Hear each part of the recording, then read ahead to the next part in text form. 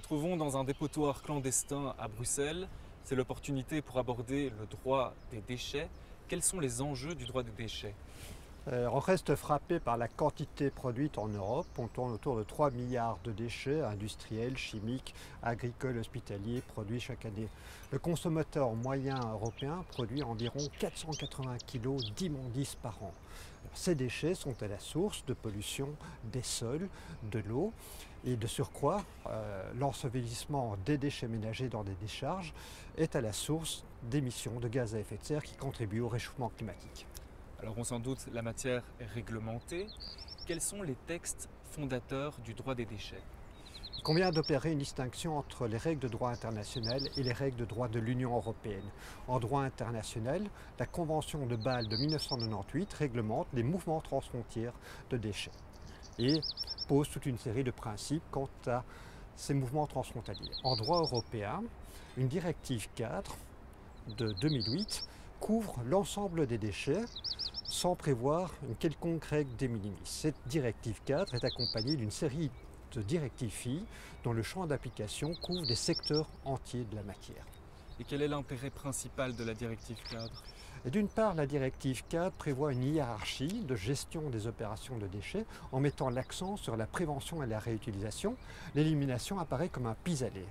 Par ailleurs, la directive cadre va qualifier le résidu de déchets moyennant certains critères. Et donc c'est la question clé de savoir à partir de quand un résidu va être qualifié de déchet, parce que cette qualification va entraîner l'application de règles de droit fiscal, de droit répressif, de droit civil, de droit administratif, auxquels le détenteur et le producteur de déchets vont devoir se soumettre.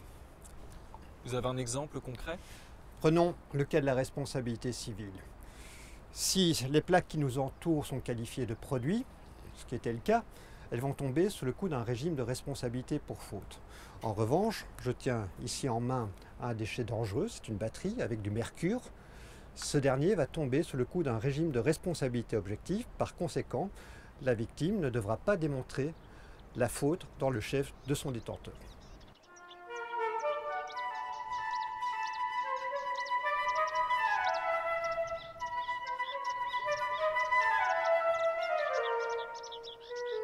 Alors j'ai ici l'article 3, paragraphe 1 de la directive 2008 sur les déchets qui définit le déchet comme toute substance ou tout objet dont le détenteur se défait ou dont il a l'intention ou l'obligation de se défaire.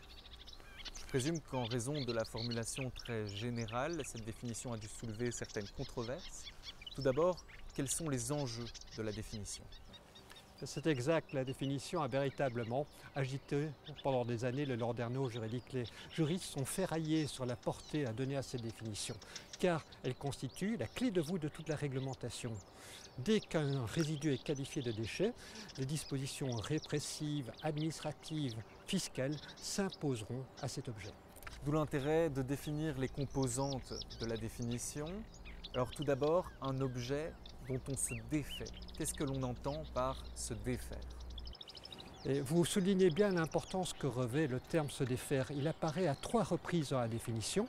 Le détenteur se défait d'un objet, il a l'intention, voire il a l'obligation de se défaire. Se défaire peut être interprété sous 2 angles. Dans un sens immédiat, un objet apparaît comme étant encombrant, indésirable, inutilisable, il n'a plus de valeur économique, son détenteur va s'en débarrasser et cet objet va devenir une source de pollution.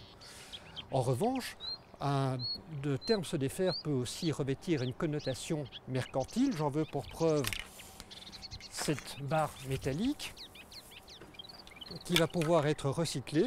Elle présente une valeur positive et par conséquent son détenteur va pouvoir la commercialiser en tant que ferraille, mais il n'en demeure pas moins que son détenteur va s'en défaire. Alors vous avez évoqué le caractère inutilisable des objets, mais ce qui est inutilisable pour une personne à un endroit donné ne l'est peut-être pas pour une autre personne à un autre endroit ou à un autre moment. Qu'est-ce que l'on entend par inutilisable? Le caractère inutilisable peut avoir différentes causes, des causes fonctionnelles, temporelles, matérielles, économiques, voire symboliques. Ce qui n'est plus au goût du jour pour l'un peut l'être pour une autre personne. J'en veux pour preuve, par exemple, cet objet-ci qui a été abandonné, une poussette d'enfant, de bébé.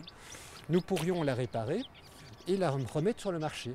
Et donc ce qui a été inutilisable pour le détenteur de cette poussette deviendra sans doute utilisable pour un autre enfant.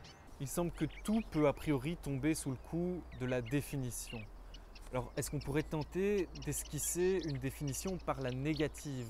Est-ce que l'on peut exclure certains résidus a priori du champ d'application de déchets?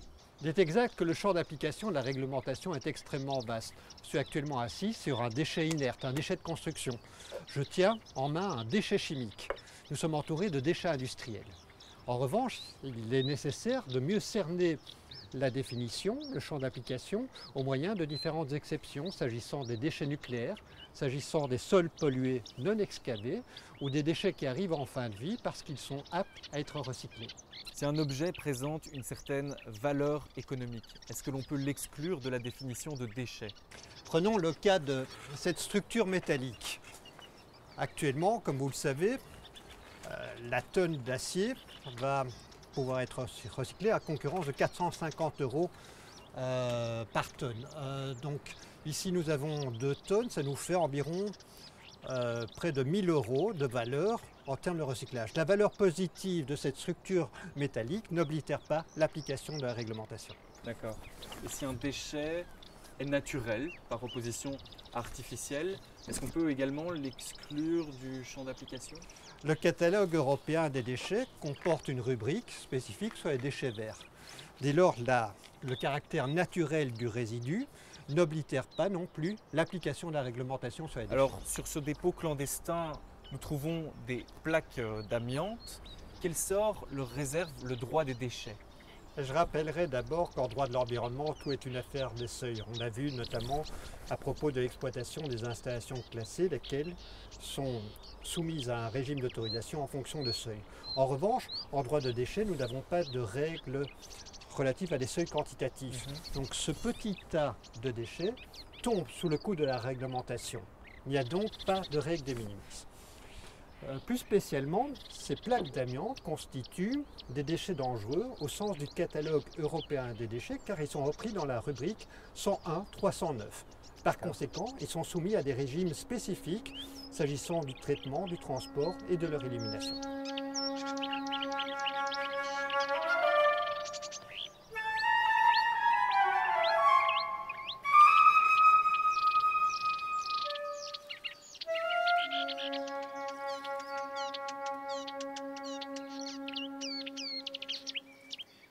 Quelles sociétés sont soumises aux obligations en matière de déchets? Le champ d'application personnel de la directive est extrêmement large parce que toutes les sociétés qui sont appelées à gérer des déchets, à savoir les sociétés qui vont les trier, les sélectionner, les stocker, les transporter, les éliminer, les valoriser, les gérer, sont soumises au droit des déchets. La directive, partant, prévoit un régime total de responsabilité ininterrompu s'agissant des sociétés gérant les déchets. Par conséquent, les États membres doivent contrôler les déchets à partir de leur production jusqu'à leur élimination. Alors, je vois que dans le texte, en matière de déchets, il y a 2 opérations, l'élimination et la valorisation. Pouvez-vous m'expliquer et me distinguer ces 2 opérations? En effet, il faut garder à l'esprit que la directive prévoit une responsabilité ininterrompue dans le chef des entreprises. Celles-ci vont devoir gérer les déchets, soit en les valorisant, soit en les éliminant. La distinction entre ces 2 opérations est capitale, dans la mesure où la valorisation est définie comme couvrant toute opération qui permet de garantir aux déchets de remplir une fonction utile en remplaçant une autre matière. En revanche, l'élimination couvre toute opération qui n'est pas de la valorisation, c'est-à-dire une opération d'élimination comme ce dépotoir. Les entreprises ont-elles tendance à qualifier leur gestion des déchets en termes de valorisation ou d'élimination? Mais il s'agit d'une qualification objective, donc ce n'est pas sur un plan subjectif qu'une entreprise peut soudainement décider que toutes ces opérations relèvent de la valorisation. Alors les enjeux réglementaires sont considérables dans la mesure où les mouvements transfrontaliers de déchets, qui sont très nombreux, sont facilités s'agissant de la valorisation et sont nettement plus réglementés s'agissant de l'élimination. Y a-t-il des incitants économiques à la valorisation? Mais l'incitant me paraît clair dans la mesure où les contraintes réglementaires par rapport à la valorisation sont nettement moins significatives que par rapport à l'élimination. Par ailleurs, une entreprise qui vient à valoriser ses déchets pourra plus facilement obtenir des subventions étatiques qu'une entreprise qui doit les éliminer. Quelques mots pour conclure. Quel avenir pour le droit des déchets? Il faut d'abord garder à l'esprit que l'augmentation des déchets est chevillée à la croissance du produit intérieur brut. Par ailleurs, bon nombre de pouvoirs publics hésitent encore à réglementer les déchets parce que cette réglementation induit des coûts, des surcoûts dans le chef des entreprises.